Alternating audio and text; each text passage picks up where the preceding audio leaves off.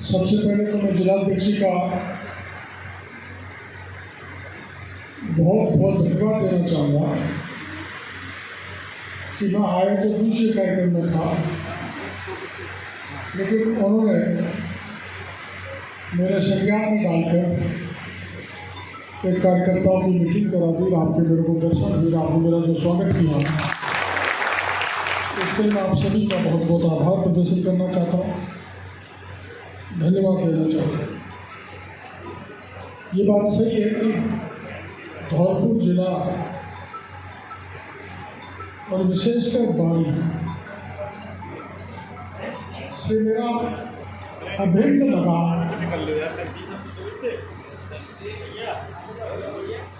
यहाँ की जनता ने जिस समय में चुनाव लड़ा था मेरे को असीम प्यार दिया। चुनाव हार जीत तो चलती रहती है, लेकिन वो हार ऐसी थी, मैंने जीवन में ऐसा चुनाव नहीं लड़ा जो बाड़ी के कार्यकर्ता जनता ने मेरे को एक होकर लड़ाया और जिसकी चर्चा पूरे राजस्थान में। उसी का परिणाम है कि हमने चुनाव के दौरान जो नारा दिया था, आप जानते हो यहाँ 200 वर्ग किलोमीटर का खान का एरिया केवल एक आदमी के पास था जो कांग्रेस से चुनाव लड़ा, और उसमें 60,000 मजदूर उस समय काम करते थे। कितना स्वाभाविक संगठन था उस व्यक्ति का, लेकिन कार्यकर्ताओं की ताकत के आगे हम मात्र 22,000 से वोट हारे थे चुनाव से। 22 केवल 22। और हमने उसी समय चुनाव के दौरान हमने नारा दिया था कि कांग्रेस के उम्मीदवार की मोनोपोली खत्म करेंगे, उनका जो साम्राज्य खान का उसको खत्म करेंगे, और जिसके हाथ में हथौड़ा है उसको उसका खान का अधिकार दिलाएंगे। भैरव सिंह जी मुख्यमंत्री थे और हमारी जिद थी, और भैरव सिंह जी के कारण और हमारे यहाँ के कार्यकर्ताओं के कारण संघर्ष करके हम सफल हुए, और हमने जिसके हाथ में हथौड़ा था उसको खान दिलाने का काम किया। ये एक चीज़ आपके सामने और आने वाली है जो मैं आपको जानकारी देना चाहूँगा, और अगर उचित समझो तो प्रदेश के नेताओं से चर्चा करके उसकी शुरुआत अगर धौलपुर से की जाए तो बहुत अच्छा होगा। तो मामला क्या है, आप जानते हो कि कोटा की डाउन स्ट्रीम से लेकर धौलपुर तक करीब 210 किलोमीटर की लंबाई में चंबल का पानी बहकर बेकार चला गया। बरसात का पानी धौलपुर का आदमी तो ज़्यादा देखता है कि कितनी बेरहमी से वो पानी बहकर चला गया। उसकी योजना मैं बहुत पहले से उसके पीछे लगा हुआ था, और उसकी योजना पिछली वसुंधरा सरकार में बनी, जो करीबन 38,000 करोड़ की योजना प्रथम फेज में है। उसमें 13 जिलों को पानी मिलेगा, और 13 जिलों की 2,10,000 हेक्टेयर भूमि सिंचित होगी, और 13 जिलों के 60 से 65% गाँव को पीने का पानी मिलेगा। वो योजना केंद्र में है, राज्य ने भेजा, केंद्र के पास है, लेकिन राजस्थान सरकार और गहलोत साहब उसको चुनावी फायदे की दृष्टि से आए दिन बयान करते हैं। कल भी बयान किया कि ERCP को दिल्ली दबा के बैठी है। पूर्वी राजस्थान नहर परियोजना जिसमें 5 नदी हैं, चंबल है, पार्वती है, कुन्नू है, कूल है, ये नदियों का पानी इकट्ठा होकर बड़े बड़े डैम बनेंगे और वो पानी इन 13 जिलों में जाए। यहाँ कांग्रेस के कार्यकर्ता, कांग्रेस के मुख्यमंत्री, कांग्रेस के नेता 13 जिलों की जनता को गुमराह कर रहे हैं और कर रहे हैं कि मोदी जी घोषणा कर गए और उसको सैंक्शन नहीं हुआ।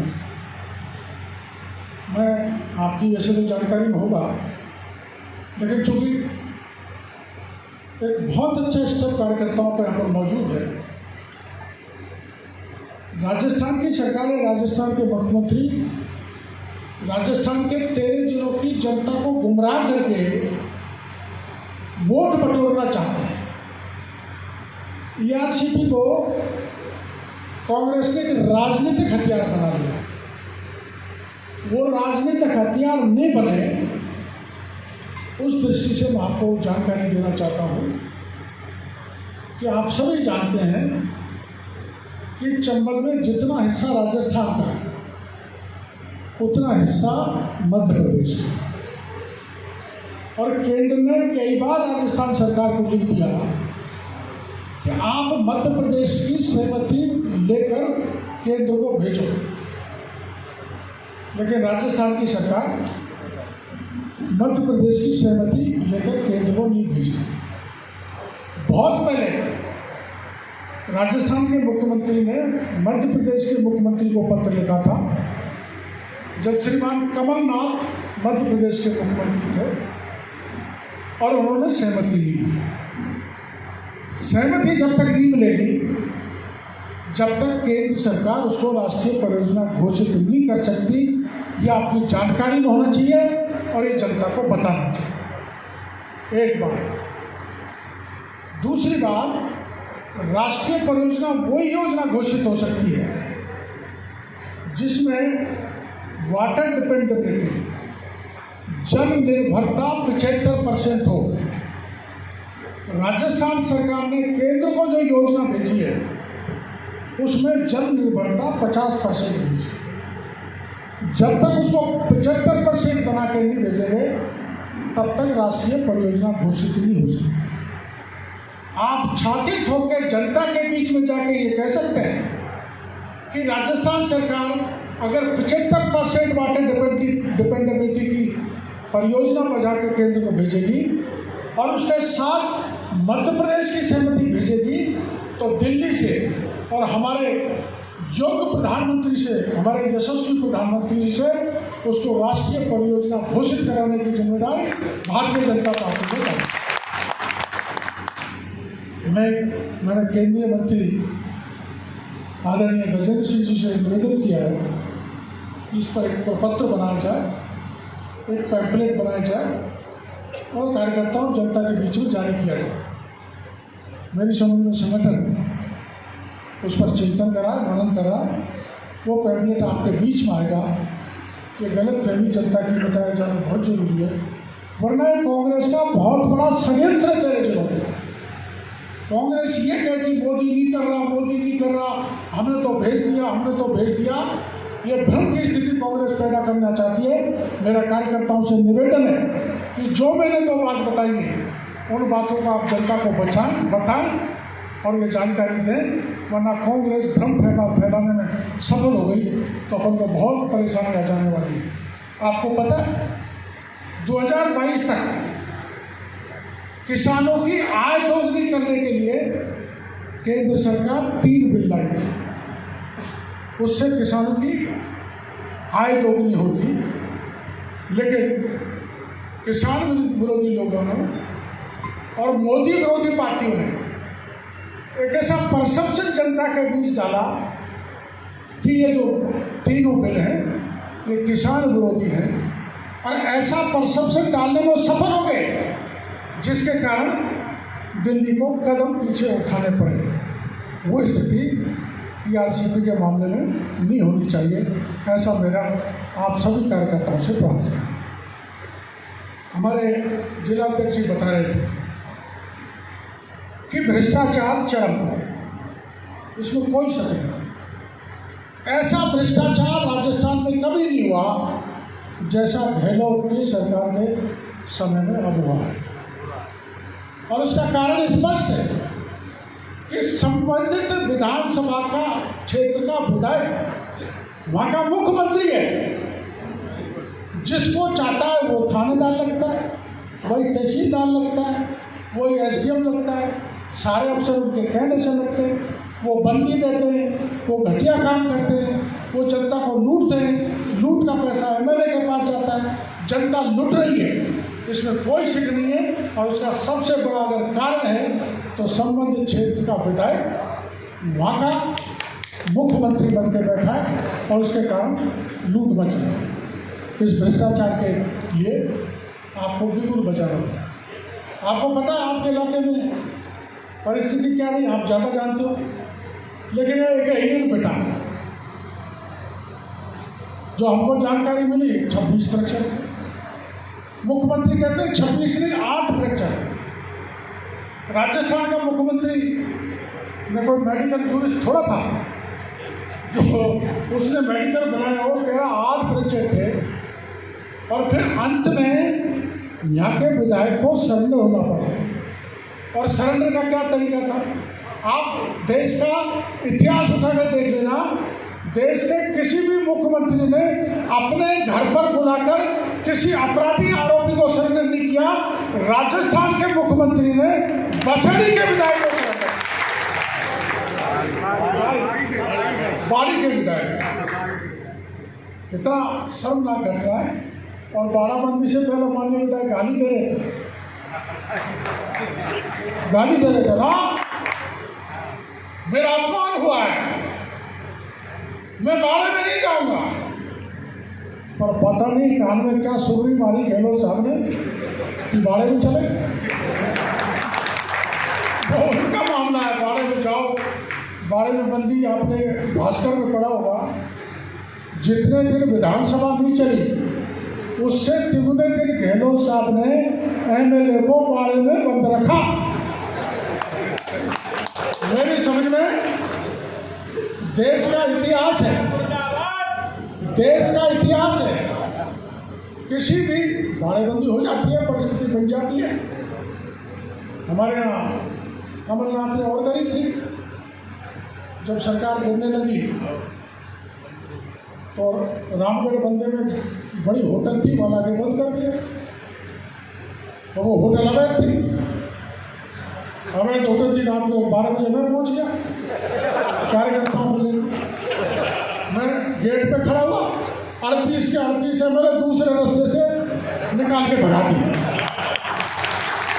बाड़ाबंदी होती है, लेकिन ऐतिहासिक बाड़ाबंदी करने का काम किया है तो गहलोत साहब ने किया है।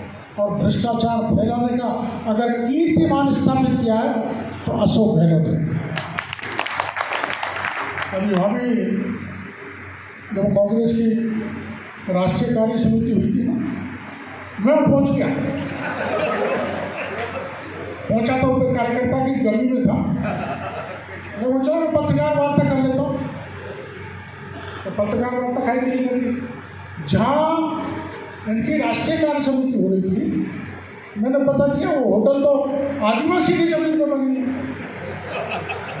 आदिवासी की जमीन पर कब्जा करके होटल बनाएंगे। मैंने चलो पत्रकार वार्ता कर लेते। और होटल को रास्ता नहीं था, नदी में होकर रास्ता दिया, 2.5 करोड़ रुपये सरकार ने खर्च किए, नदी में होकर रास्ता बनाया नहीं जा सकता, ये हाई कोर्ट का फैसला है। लेकिन गहलोत साहब ने नदी में होकर रास्ता बना दिया। आदिवासी की जमीन पर जो अवैध होटल बनी थी, वहाँ पर सोनिया गांधी जी को मैं कहने जाना चाहता था कि मैडम, आप आदिवासियों का जिस सरकार ने खून पिया है, जिनकी जमीन को लूटा है, ऐसे लुटेरे मुख्यमंत्री नहीं होटल बनाएंगे, उसमें मीटिंग कैसे करेंगे? इस डर के कारण मेरे को पत्रकार वार्ता भी नहीं करनी। पुलिस आ गई, मैंने पुलिस को डांट दिया, तो एसपी साहब आ गए। एसपी साहब मेरे को कान में कहने लगे, साहब मेरी इज्जत बचा लो, आप यहाँ से चले जाओ। मैंने कहा भाई, फिर पुलिस वाला मेरा साथ में जो पिए था उसका फ़ोन फंसाने लगा, तो मैंने उसको ललकारा अपने मीडिया में, उसमें सोशल मीडिया में आया, उनकी हिम्मत नहीं पड़ी उसके हाथ लगाया। मैं वहाँ से आ गया और ऐसे ठाट बाट से आया जैसे मुख्यमंत्री भी नहीं आता वो ठाट बाट से। मेरा कहने का मतलब है, और फिर मैं दूसरे दिन गया, मैंने सभा को संबोधित किया। मेरा कहने का मतलब यह है, सरकार की कमियां, सरकार के नुक्स, सरकार का भ्रष्टाचार, सरकार की अकर्मण्यता जहां भी आपको मिले, सड़क पर उतरकर मजबूती से उसका विरोध करने की जरूरत है। हमारे जितेंद्र जी बैठे हैं पत्रकार, आपके इलाके में बिलोनी में डकैतों ने 3 लोगों को गोली से उड़ा दिया और खान में जो मजदूर काम करते थे उनके हाथों में कीले ठोक दी। उसका जब चालान हुआ गवाही के लिए, जब वहाँ एक व्यक्ति जा रहा था तो अदालत से पहले उस गवाही को गोली से डकैतों ने उड़ा के ट्रैक्टर से लौट दिया, पूछ लिया। मैंने इनसे बात की, मैं आना चाहता हूँ, ऐसा कोई नेता नहीं मिलेगा मेरे जैसे पागल। मैं हाथ में बंदूक लेकर हजारों कार्यकर्ताओं के साथ, आप में से भी कुछ होंगे, बिहारों में बंदूक लेकर हाथ में डकैतों के पीछे भागे और धौलपुर से करौली तक बिहारों में चलकर करौली कलेक्ट्रेट में धरना दिया। और जब तक उन विधवाओं को सरकार ने आर्थिक सहायता नहीं दे दी, उनको खाना आवंटित नहीं होगी, जब तक हम वहाँ से हटे नहीं। और आखिर डकैतों को गिरफ्तार करना पड़ा, उनको सरेंडर करना पड़ा। मैंने मेरे ये उदाहरण इसलिए दिए हैं कि आप हर एक कार्यकर्ता ने भी वही विचार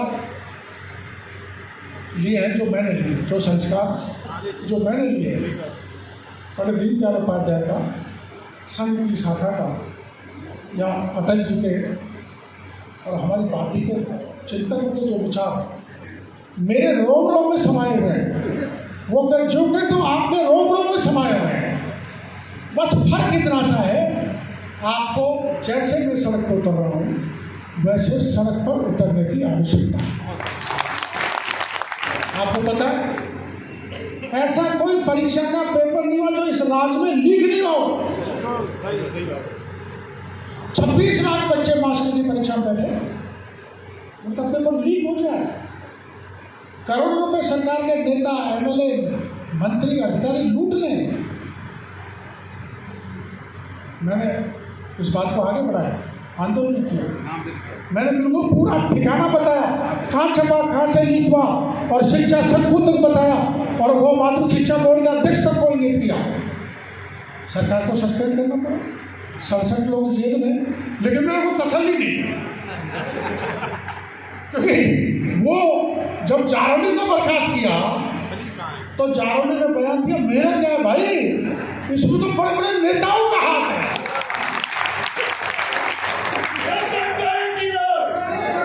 तो गहलोत साहब, मैं बाड़ी से आपको आवाज दे रहा हूं, पूछ रहा हूं, जो बड़े नेता कौन है, आप नहीं पकड़ोगे। इनके एमएलए हैं, मंत्री हैं, ब्यूरोक्रेट हैं। माध्यमिक शिक्षा बोर्ड का आज तक नहीं पूछा बीपी जावली को। हमने सीबीआई की मांग की, लेकिन सीबीआई की मांग नहीं मानी। लेकिन सुन लो, 10, 5, 15, 20 दिन में ईडी इनके घर में घुसने वाली है और भूखा खाया हुआ नाक से निकालने वाला है।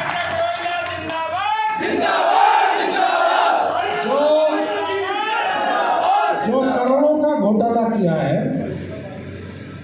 करोड़ों का घोटाला, उसको भूखे खाए हुए को नाक में होकर निकलवा के छोड़े। आप संघर्ष करो, आपके समस्याएं बहुत हैं। अबे खाने बंद कर डाली, पानी की समस्या है, लॉ एंड ऑर्डर की स्थिति खराब है, और लॉ एंड ऑर्डर की स्थिति, भ्रष्टाचार की स्थिति क्या है, आज आपने अखबार में पढ़ा होगा। खंडेला में एक वकील ने भ्रष्टाचार के मामलों को लेकर आत्मदाह कर लिया। इससे बड़ी कोई बात हो सकती है क्या? भ्रष्टाचार बहुत ज़्यादा है, चरम पर है, जनता त्रस्त है, समस्याएं बहुत है। अपने कार्यकर्ताओं को मेरा यही कहना है कि अपना तो शुरू से सड़क पर उतरना, लड़ना, संघर्ष करना, जेल जाना, लाठी खाना, अपना तो यही काम रहा है भाई। उत्तिष्ठते जागृत, उठो जागो, संघर्ष करो और इस सरकार को बता दो कि यहाँ का कार्यकर्ता जागा हुआ, सोया हुआ नहीं। और मैंने अभी जानकारी लिया था अध्यक्ष जी के बारे में, पंडित किशन शर्मा जी से, अनूठे व्यक्तित्व के धनी। इन्होंने ये सैंडविच बने हुए फिर भी संगठन को मजबूत कर रहे हैं। बधाई के पात्र हैं, हृदय से इनको बहुत बहुत बधाई देना चाहता हूँ। इन्होंने संगठन को मजबूती से खड़ा कर रखा है। और मेरा आप भी ये सीधे को मेरी बात सुनो, चारों सीट धौलपुर की आ जाती है तो राज आता है। जब जब धौलपुर ने स्वीप आउट किया है तब राजस्थान में भारतीय जनता पार्टी का राज है। अब हमारा कल जो वोट हुआ उसमें धौलपुर का एक गड़बड़ हो गई, उसका इलाज तो पार्टी करेगी, क्यों कोई उसमें मैं जाना चाहता। लेकिन ये बात है, उन्होंने आज सुबह ही जब मेरे को इन्होंने जिला सीमा पर मेरा स्वागत किया तो उन्होंने कहा देखिए क्या हो गया यार। तो इन्होंने मेरे से कहा कि विचार परिवार के व्यक्ति को टिकट दिया जाना चाहिए, कैडर वर्कर को। और मेरी लड़ाई नहीं गई है भाई। इस लड़ाई के कारण ही मेरे को पार्टी से निकाला। मैं ये तारा जी जानते हैं अंदर की बात, ये कैडर वर्कर है, ये विचारधारा का जीवन निकाल दिया। एक बार मैंने उनके टिकट की लड़ाई लड़ी लेकिन मैं हार गया। ऐसे होती जिससे तब से अब तक जीवन में आपको लड़ना पड़ रहा है। मैं उस आदमी का नाम नहीं बताना चाहता, लेकिन उनका विचारधारा से कोई लेना देना नहीं। उनकी विचारधारा कैसी है आप ज़्यादा जानते हो, इसीलिए मैं आपको इस बात को कहना चाहता हूँ, निर्णय तो पूरा पार्टी का फोरम करता है, कोर करता है, चुनाव समिति करती है, लेकिन मेरी सदा से पहल के लिए पार्टी का विचारधारा का कार्यकर्ता कैडर वर्कर को टिकट मिले, इसका मैं पार्टी में बड़ा मजबूती से इस मामले को रखूँगा। आप तो जितनी समस्या है उनके लिए लड़ाई करो, उनका इकट्ठा करो, और जहाँ मेरी जरूरत पड़ जाए मेरा आपको पूरा, मेरे को कहे कि इस गाड़ी धौलपुर से धक्का सा लगाओ, बड़ा अच्छा, बड़ा प्यार है मेरे को। तो इतने दिनों में इन्होंने बुला लिया वहाँ कुछ मेरे समाज के लोगों ने, तो मेरा आपसे मिलना हो गया, वरना धौलपुर तो ऐसी जगह पर आ गए जब मेरा आना जाना ही नहीं होता। और मैं कार्यकर्ताओं से कहना चाहूँगा कि समय समय पर बार बार अध्यक्ष जी मेरे को बुलाते रहे, मेरे को कार्यकर्ताओं को दर्शन कराते रहे, और केवल ऐसी छोटी मोटी सभा मत करो। पुलिस खड़ी है, CID भी है, मैं चाहता हूँ जब पुलिस खूब चाहती है तो कोई ऐसा खटका करो। आप तो चंबल का पानी पीते हो यार, कोई ऐसा खटका करो, ऐसा झटका मारो जो सरकार के वो दिन में भी तारे दिखाते हैं। आप लोग मिलकर आप संघर्ष करो, मैं आपके साथ रहूँगा, कंधे से कंधा मिलाकर, जब आप कहोगे तब तैयार हो। धन्यवाद।